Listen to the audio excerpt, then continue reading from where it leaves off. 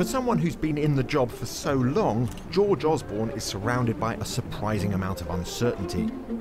He carries it around with him like an ever-present budget box. For a start, the economic signs are not good.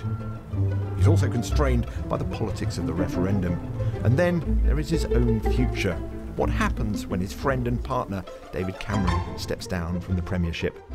My view is, if David Cameron said he was going to be Prime Minister for another 5 years, the happiest person about that would be George Osborne, because he believes that David Cameron does that job very well, and while David Cameron's in power, George Osborne has a share of that power, and he's pragmatic enough to know that that's pretty valuable to him. As one of the architects of an amazing surprise election victory, George Osborne might now have expected to be basking in the warm appreciation of a grateful party. However, that is not how politics works. Some of his MPs are a little wary of George Osborne, others suspicious of him, regarding him as perhaps not even a proper Conservative at all. Osborne's pet project, HS2, certainly isn't an obviously Conservative one, costing £50 billion of public money and ripping through the Tory shires in the process. Nor is another of his policies raising the minimum wage. But there are other criticisms of Osborne too that bubble up all too readily from Conservative MPs, that he's too fond of political intrigue and calculation. George Osborne has certainly been mastering the trade of politics his entire adult life. In every office he's ever worked, he could have clearly heard Big Ben through an open window. I always thought he should go off and do something other than politics before coming into the House of Commons. But he's enormously thoughtful and has very good tactical judgment. And if you talk to George, you know, he seldom says something which isn't worth listening to.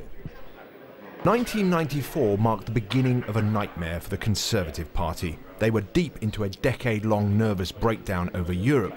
In an attempt to reboot a tired, squabbling party, John Major appointed the affable but accident-prone Jeremy Hanley as party chairman. Lost in the welcoming crowd of party workers was a new researcher fresh out of Oxford.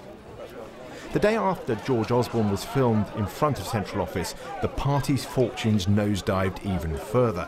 Labour elected a young, charismatic, modernising leader. In the autumn, Osborne was dispatched to the Labour conference in Blackpool to observe in the flesh this mortal threat to the Conservatives' chances of holding on to power.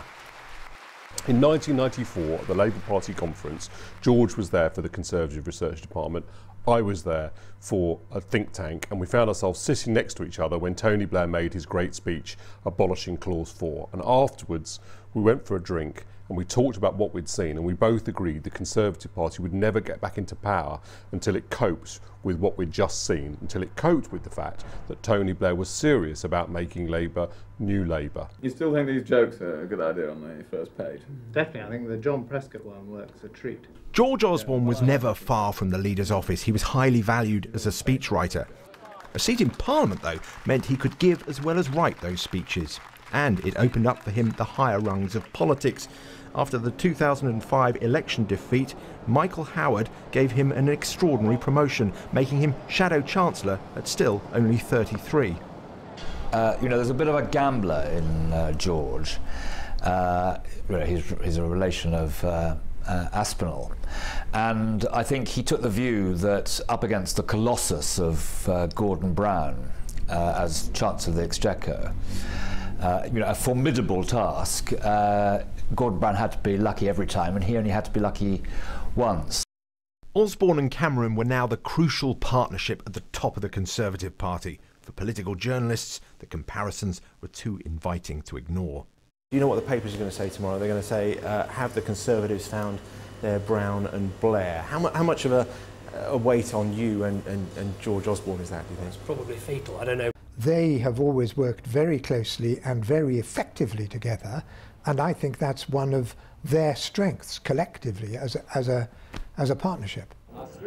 Unlike Brown and Blair, there was never any doubt in George Osborne's mind, say friends, that Cameron would make the better leader.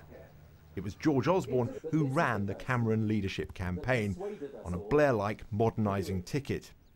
At the Cameron Victory Parade in December 2005, I spotted a jubilant George Osborne in the crowd. George, what does this feel like? It's great. You know, when we started in July, I don't think we could have predicted that we would win with such a great margin.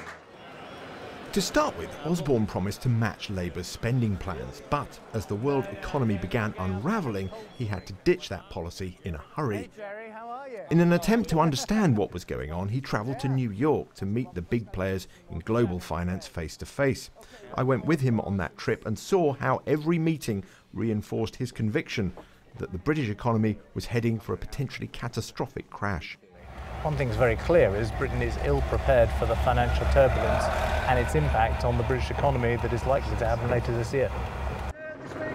So George Osborne became the Austerity Chancellor we know today, although he's never managed to deliver his deficit reduction promises on time.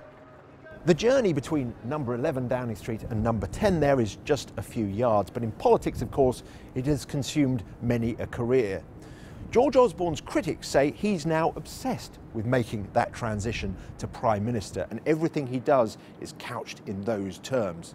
Not so, say his friends. If that was really his obsession, he'd have given up being Chancellor of the Exchequer when the opportunity was presented to him after the last election. You take the success you've had in the general election, you park it in the hope that you can become leader of the party because you haven't done anything controversial in the intervening period. The chances otherwise were the economy wouldn't do so well, you'd take all these risks, you'd do things. That is in fact what's happened. And the decision he took was, if I do that, I'm wasting potentially 4 years as one of the guiders of this government. It's the cautious thing to do, but it's also a waste of the office.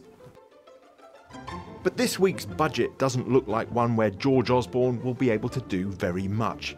His radical pensions reforms dropped amid concern they'll anger too many swing voters and Conservative MPs in the run-up to the EU referendum. And depending on how that referendum goes, well, this budget could conceivably be George Osborne's last.